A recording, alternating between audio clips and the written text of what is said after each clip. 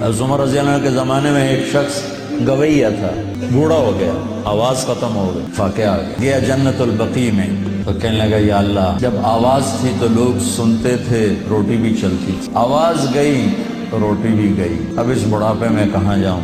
हालांकि मेरे रिस्क का इंतज़ाम फरमा, मुझे माफ़ फरमा। उमर रज़ी अल्लाह अन्हु मस्जिद में सोए हुए थे, उनको ख्वाब में आवाज़ आई, मेरा एक बंदा जन्नतुल बकी में मुझे पुकार रहा। दौड़े हुए अंदर आए तो कदमों की आहट, गवैये की नजर पड़ी, वो उठ के दौड़ने लगा। तो उसने मैंने कहा ठहरो ठहरो ठहरो ठहरो, मैं खुद नहीं आया हूँ, मुझे भेजा गया है। कहा किसने भेजा है?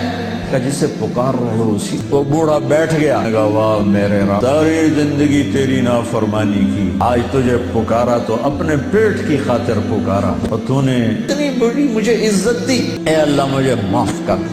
उसकी चीख निकली और मर गई। उमर रज़ी अल्लाह ताला ने खुद उसका जनाजा पढ़ा है।